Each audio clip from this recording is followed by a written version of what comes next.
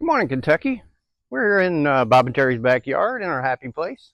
And I just have to start this video out that we have went from drought to an occasional rain to we are in the Amazon rainforest right now. It rained 2 weeks straight, every night, thunderstorms, uh, wind, 50-mile-an-hour winds. So anybody in Kentucky that has a garden that is still harvesting and taking care of their plants and weeding and all that, um, you have the right attitude. Uh, Hats off to you. It's been a tough season, summer, for gardeners. And if you listen to any other YouTubers in the UK or Wales, um, they all say the same thing. This is the toughest year they've ever had. Uh, the weather has just, I don't know, climate change, I guess, but it's just you never know what you're going to get. So we uh, like to start the video out with I have a special guest this week, and my grandson Noah. He stayed with us for a week and a half, and he was so excited to be in a video. So he is my cameraman, my squash identifier, and my bug killer. So uh, he's a treat, and we love having him here. Um, but he is, yeah, he just can't wait to see his face on TV. So all right, so today we're going to go over two things: squash, cross pollination. I'm not going to get technical about it, but um, if you have a zucchini here and an acorn squash here, the bee goes in that blossom over to that blossom. Now I always thought that that would cross pollinate then, but really it's the guy collecting the seeds, which is me. So I got nuts last year, collected seeds from everything, and now I have a cross of everything. And it doesn't happen till the following year when you plant those seeds. Genetically, it changes from an acorn and a yellow squash to a yellow squash corn, or whatever. It's a hybrid, and um, never going to be another one like it. But you don't know if you're going to get a pumpkin can cross with the zucchini, and an acorn and a patty pan. All that same species there can cross pollinate. So this year you'll see we have little pumpkins about this big. They start out yellow, which pumpkins start out green. So we're not sure if you break open, I haven't broken one open yet, but if you cut one open, you're not sure if you're going to get pumpkin seeds or you're going to get a lot of squash to eat. So it's it's a frustrating thing. Um, it's an amazing thing that a little bee, and what they say is, if your neighbor has a squash plant, say he has an acorn and you have a zucchini, if he's not a mile, half a mile to a mile away, that bee is going to go over to his acorn and zap your zucchini. So there's ways around it, netting, all that, but that's way too intense for me. So I'm just going to buy packs of yellow squash, zucchini, patty pan, and buy seed packs out of the store, and hopefully they do a better job than I do, um, keeping them separate. The second thing we're going to go over is with all our rain, I mean, 2 weeks of just torrential downpours, and uh, your plants love it. Um, I think Kentucky gardeners prayed so much after our drought that we have an overabundance of prayers out there, and he used them all at once. 2 weeks of straight rain, and humidity is ungodly right now. It's supposed to be 95 today, and but we but with the plants love it. The lawn is 2 times a week mowing now, and weeds love it. If you have a garden that you have to rototill, uh, I give you credit for that because you're not going to get in there. My neighbor Tommy, he's a gardening guru over there, and his garden was underwater yesterday, and he does a rototill and all that, the standard normal way, and he can't even get in his garden. But with no till, we get in our garden and no puddles, everything looks cool. Pick out a couple weeds. The only problem is, when we're all having the same problem, is with all that rain comes bugs. We have squash bugs, which are disgusting little creatures. We have Asian beetles. We have all kinds of larvae of stink bugs. I mean, they're like everywhere this year. So stink bugs are just, and they all eat your garden, and I am sweating. They all eat your garden, and so there's no stopping them. I mean, if you get a plant that's just infested with stink bugs, my bug destroyer will show you how to do it. We've been doing this for the last 2 weeks, and we're trying to get them under control. I think we're doing pretty well, but if your garden's totally devastated by bugs already, you're better off just pulling what you got and getting ready to plant for fall. August 15th is our fall planting date, so you can get a fall crop in, and hopefully all these bugs won't be here. So that's about it for now. I've got all kinds of pictures of the pests and how we take care of them, and pictures of the zucchini or the squash, what we've come up with, what we created, and so we'll see you in a minute and see what we come up with. Alrighty, thank you. Later. We're back here with Noah in the garden. Not necessarily his happy place, but while he's here for a week and a half from Florida, he's enjoying the bounty that we're getting every day. He's eating all the cherry tomatoes and all the blackberries, and he's trying all kinds of new things. What we're working on today, he's going to help me. He's going to point out our 4 normal squashes. Okay, Noah, you're up. So this is a yellow zucchini. This is a regular zucchini. This is a yellow crookneck, and this is a patty pan. Patty. Not many people know that one anyway.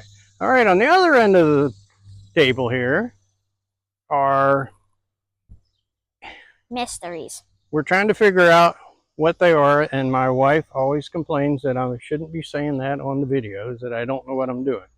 But I always blamed it on the bees, and the bees are really not the problem. It's the guy collecting the seeds. So how this works, bees come around, the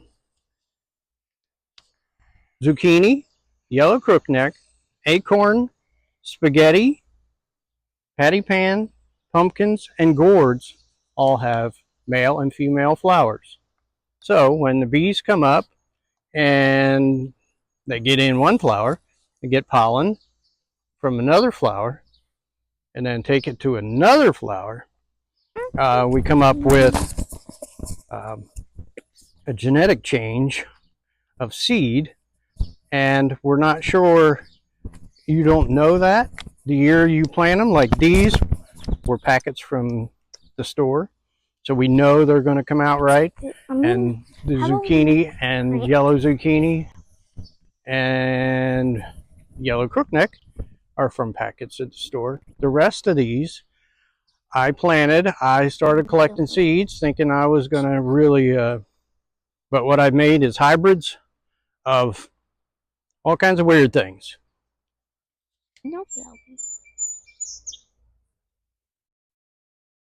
Okay, this is Bob.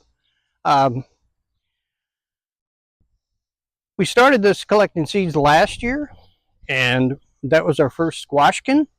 That's half squash, half pumpkin. And I actually put it on Facebook because I didn't know what it was, and nobody else did either.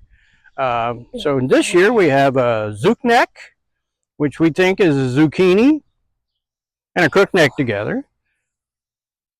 We have a patty corn, which is a patty pan color, but an acorn looking squash.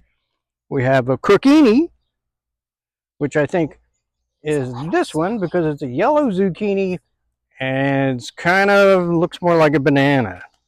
So you can't tell this year.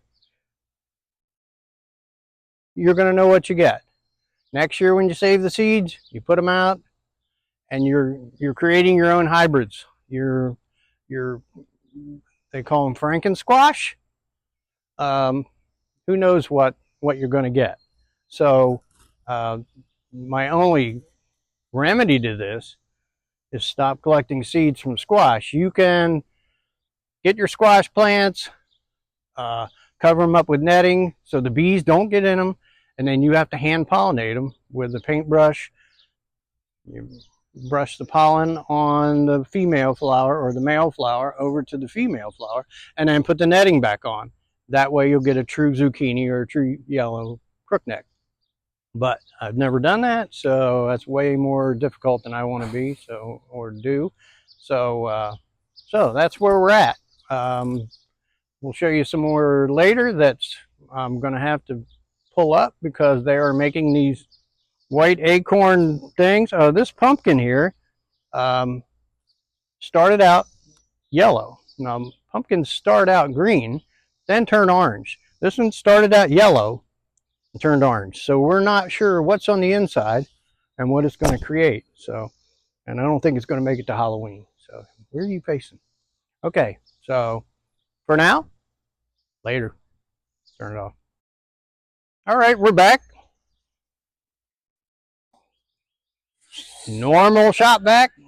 Doesn't have to be real big. Can be small. Could be a handheld dustbuster type thing. Smallest nozzle you can put on it. That nozzle works. This kind of nozzle works. Comes with regular old vacuum cleaners. And squash bugs really don't run. We got squash bugs. We have stink bugs. Any kind of bug other than a ladybug.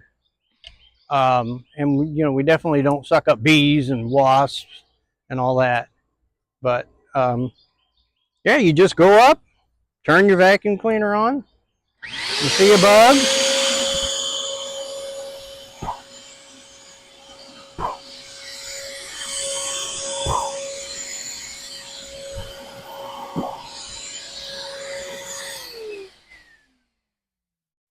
I've already got video of Noah sucking all the real bugs up. That was just fake.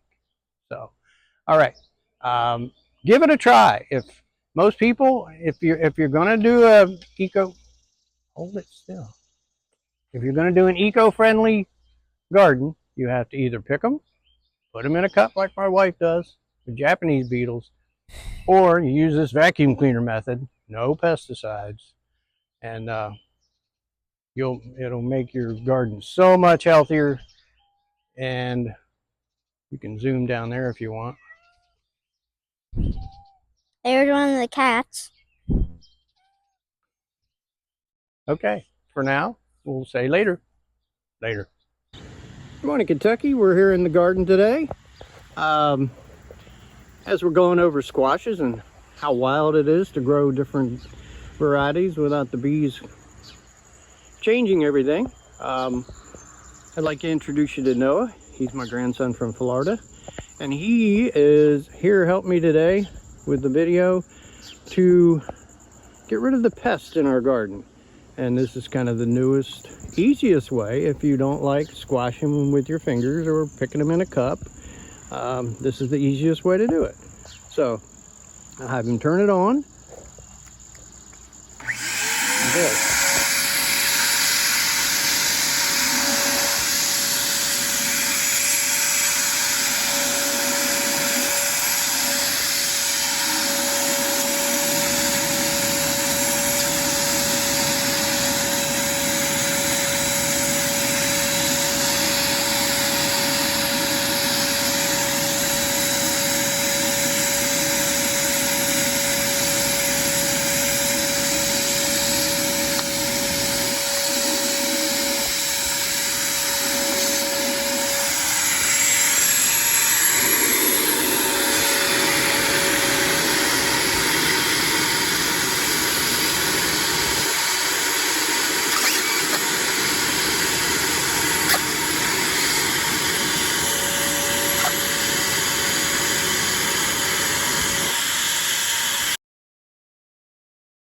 Our first pest is slugs, which are a major problem in the springtime. They they come out at night or on damp conditions after rain.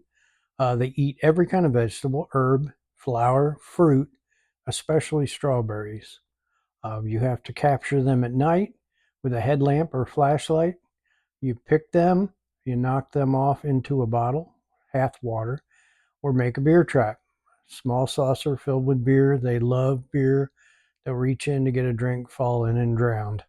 So you won't believe how many slugs are in your garden till you go out that first time at night and end up picking 150, 200 slugs off your plants. But if you do that for a week or so, you can actually get them under control.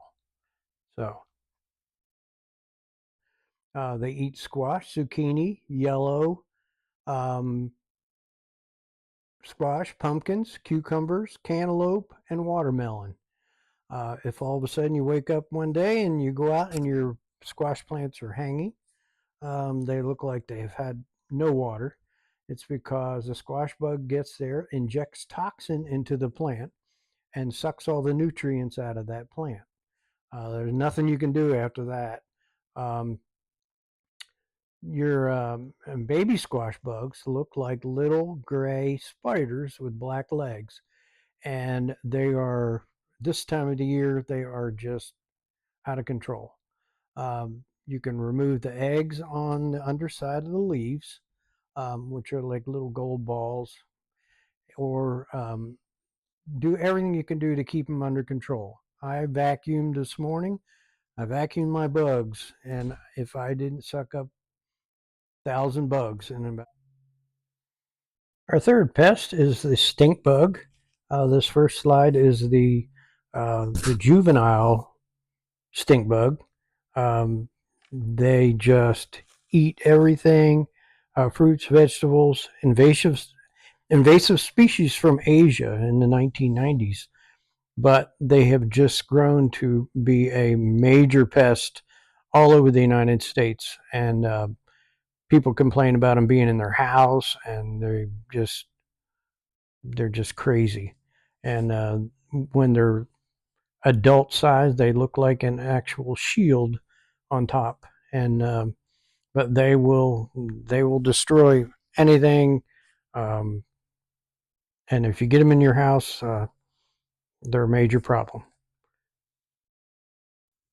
Our next pest is the Asian beetle. Uh, they are confused with a ladybug, or because they look a lot like them. But if you look, they have an M on the top of their head, right above their eyes, and a ladybug does not have that. But Asian ladybugs, another gift from Asia. Um, but one thing about these, they bite and they hurt, and they eat garden pests, aphids, things like that, like ladybugs. But they just grow in such numbers so fast, they invade your home in the fall, and so we do not consider them a favorable garden pest or garden bug. So if you can get rid of them, there's a lot of them. And the problem is you see a lot more of them than you do ladybugs. But yeah, the vacuum cleaner works. Uh,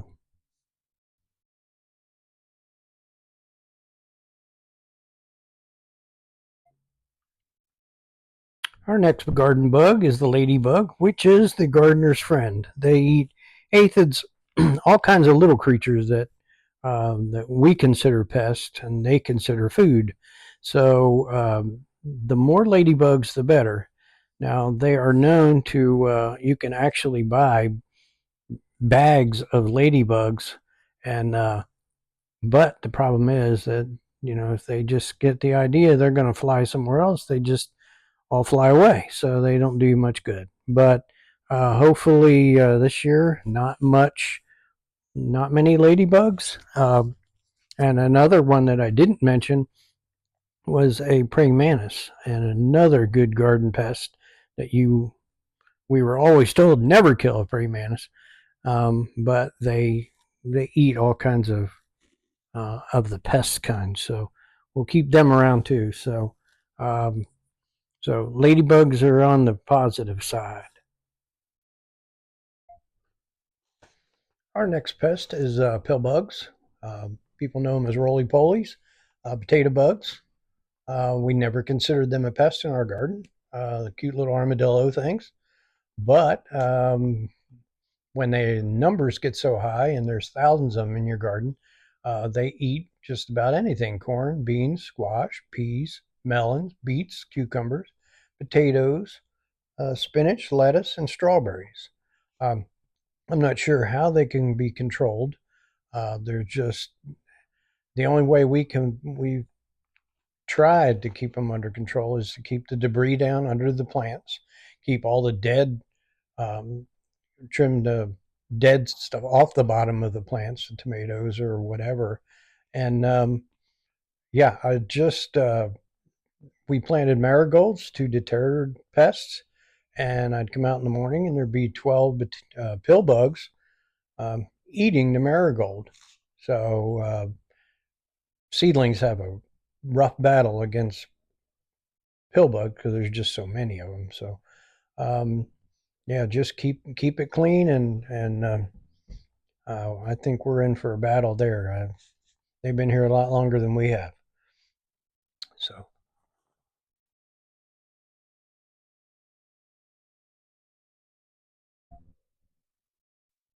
okay, our last pest are aphids.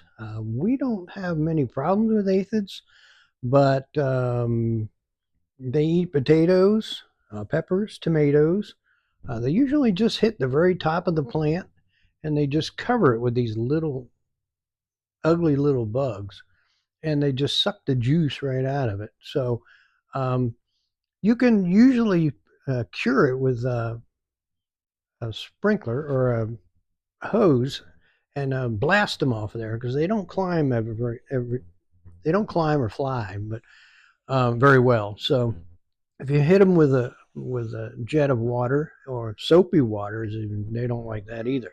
So, but you know, this is ladybug's favorite food. So I guess one kind of takes it for the other. But yeah, I've seen more aphids on house plants than I have garden plants. But this is about the end of my long list of pests. Our garden, the Happy Place, has 43 different um, vegetables growing, or vegetables and fruits growing. And we probably have at least that in different kind of bugs. If you like my pop-ups video, can you please like and subscribe? He really wants to teach people how to start a garden. Have a good day.